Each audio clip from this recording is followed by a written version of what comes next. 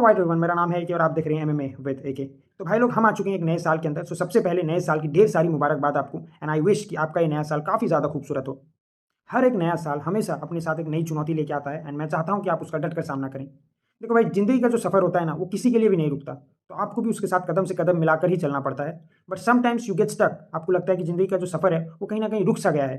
तो घबराना बिल्कुल नहीं है, एक नए सफ़र की शुरुआत करनी है या फिर पुराने सफ़र को एक नए तरीके से शुरू करना है। एंड एज अ फ्रेंड और अ बिग ब्रदर और अ लिटिल ब्रदर, एक चीज़ आपसे ज़रूर कहना चाहूँगा कि इस साल अपने करियर को, अपने हेल्थ को एंड अपने फैमिली को ज़रूर प्रायोरिटाइज करें, क्योंकि मेहनत, सेहत और अपनों का साथ ही सही मायनों में ज़िंदगी को कामयाब बनाता है। और जितने भी लोग मुझे देख रहे हैं, मुझे सुन रहे हैं, आई want to say I love you all guys. And you know what, आप सबके लिए मे बी मैं एक जस्ट अनदर यूट्यूबर हूँ, but for me you guys are very special. क्योंकि every time someone watches my video, कोई like करता है, कोई कमेंट करता है या कोई सब्सक्राइब करता है, I feel very happy. And मेरे चेहरे पे एक मुस्कान आता है, और किसी के भी चेहरे पे मुस्कान लाना आम लोगों की बात तो बिल्कुल नहीं हो सकती।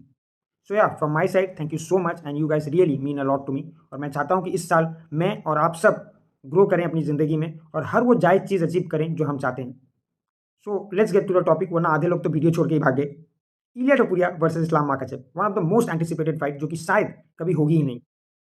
आई मीन सिचुएशन ही कुछ ऐसी हो गई है, Ilia being out on a break due to his personal issue, and Islam जो कि 34 साल के हो चुके हैं एंड प्रॉब्ली अपने करियर के लास्ट फेज में हैं। एंड स्पेशली जैसा हम टीम हबीब के बारे में जानते हैं, वो हमेशा ही टॉप पे रिटायरमेंट लेना पसंद करते हैं। सो 2026 will be the last year of Islam Makhachev, and 27 में तो रिटायरमेंट ले ही लेंगे इस्लाम।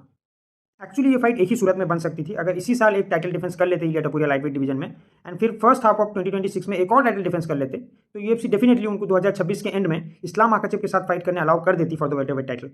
But as we all know कि आज के टाइम पे ये तो इम्पॉसिबल ही है, क्योंकि चार्ल्स ओलिवेरा को हरा के टाइटल लेने के बाद इलिया टोपुरिया तो गायब ही हो गई हैं। एंड इस साल तो पहला टाइटल डिफेंस किया नहीं उन्होंने लाइटवेट डिवीजन में, और अगले साल भी करेंगे कि नहीं उसका भी कोई ठीक ठिकाना नहीं है। और अगर करेंगे भी तो मैक्स टू मैक्स एक ही करेंगे, वो भी जस्टिन वर्सेस पैरी के विनर के साथ, जो कि मेरे हिसाब से एक एब्सोल्युटली वर्थलेस फाइट है। एंड मैं तो ये मान ही नहीं सकता कि यूएफसी इलिया टोपुरिया को लाइटवेट डिवीजन में बिना टाइटल डिफेंस किए या सिर्फ एक टाइटल डिफेंस करके थर्ड बेल्ट के लिए इस्लाम माखाचेव से फाइट करने का मौका दे देगी। तो इसका मतलब तो ये है कि अर्ली 2027 में भी ये फाइट तो नहीं बन सकती। एंड कुछ लोग बोलेंगे कि इलिया नहीं मूव अप कर सकते, बट इस्लाम तो वापस से लाइटवेट में आके इलिया को चैलेंज कर सकते हैं ना, to become a 2 time lightweight champion. I mean after all he is the lightweight GOAT, and Dagestan ने इतने साल रूल किया है लाइटवेट डिवीजन में, एंड एक तरीके से ये उनका ही डिवीजन है।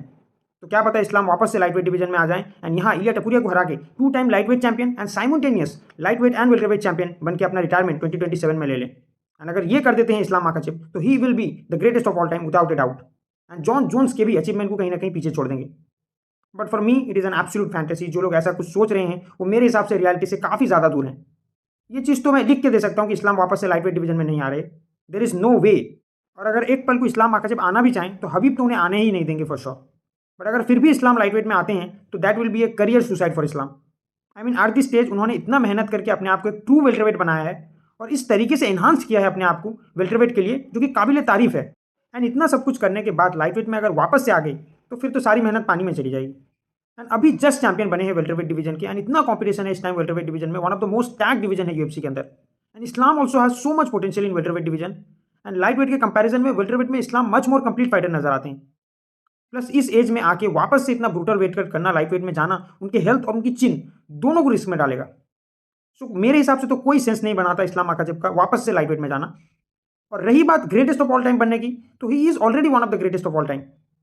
और अगर वेल्टरवेट डिवीजन में मोरालिस या साफकात जैसे लेजिट अनडिफिटेड कंटेंडर के अगेंस्ट में एक दो और टाइटल डिफेंस वो कर लें, तो फिर तो कोई सवाल ही नहीं पैदा होता उनकी अचीवमेंट और उनकी लेगेसी को क्वेश्चन करने का।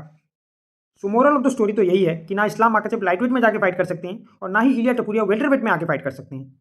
दोनों की मंजिल भले ही एक है, to become a greatest of all time in this sports, but दोनों की राह अब बहुत ही अलग हो चुकी है।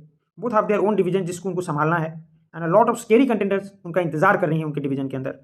एंड दोनों की अब यही रिस्पॉन्सिबिलिटी है कि वो अपने अपने थ्रोन को प्रोटेक्ट करें एंड अपने अपने डिवीजन को रूल करें। बट यार ये फाइट मिस तो नहीं होनी चाहिए थी, क्योंकि once in a lifetime fight है ये। आई मीन कहाँ ही ऐसा मौका कभी आएगा? आप सोच के तो देखो, double champ versus double champ, pound for pound number 1 fighter versus pound for pound number 2 fighter, and a fight between two of the biggest active superstar of UFC right now. Also a fight between two of the most complete fighter on the roster right now. Plus दोनों जो हैं एक दूसरे को पसंद भी नहीं करते। आई मीन आए दिन तो इंटरव्यू देते रहते हैं एक दूसरे के खिलाफ, स्पेशली इलिया टपुरिया। इलिया के हिसाब से तो पूरी की पूरी टीम हबीब जो है वो काफ़ी ज़्यादा एंटाइटल्ड, कॉकी एंड एरोगेंट है। वो यूएफसी को अपने बाप की जागीर समझते हैं, एंड इलिया टपुरिया जो है उनको हम्बल करने निकले हैं। बट इलिया का ये भी कहना है कि इस्लाम माखाचेव कभी उनसे फाइट एक्सेप्ट ही नहीं करेंगे, और इसी वजह से जो है वो डर के भाग गए, डिवीजन छोड़ के भाग गए इलिया टपुरिया से। एंड इलिया का ऐसा मानना है कि वो डैन हुकर या जैक डेला मैडलेना नहीं है, वो बिल्कुल अलग हैं। जब उनका राइट हैंड पड़ता है तो आदमी उड़ता नहीं, उड़ जाता है। एंड इतना ही नहीं, इलिया सेड कि वो इस्लाम को हबीब नुरमागोमेडोव के सामने सबमिट करेंगे, और अगर हबीब सामने आए तो वो उनके सर पर भी पैर रख के उनके सर को कुचल देंगे। I mean that's not even trust talk at this point, I think this is pure hatred. और दूसरी तरफ टीम हबीब भी कुछ खास पसंद करती नहीं है इलिया टपुरिया को। आई मीन कई बार उनकी पूरी टीम ने डाउन प्ले किया है इलिया टपुरिया को, और बार बार बोला है कि Arman will beat the hell out of Ilia Topuria. And अभी जो स्टेटमेंट दिया था इलिया ने हबीब की डिसरेस्पेक्ट करते हुए, उस पर टीम हबीब के मैनेजर अली अब्दुल अजीज ने भी अपना रिस्पॉन्स डाला है। एंड उनका कहना है कि एक तो इस बंदे से फाइट नहीं हो रही, पूरे डिवीजन को रोक के बैठा हुआ है, और लोग जो है इससे कुछ बोल भी नहीं रहे, उल्टा इससे हमदर्दी कर रहे हैं एंड सहानुभूति भी दे रहे हैं। एंड लोग बोल रहे हैं कि चलो थोड़ा टाइम दो बंदे को, पर्सनल लाइफ में प्रॉब्लम फेस कर रहा है and he deserve some privacy.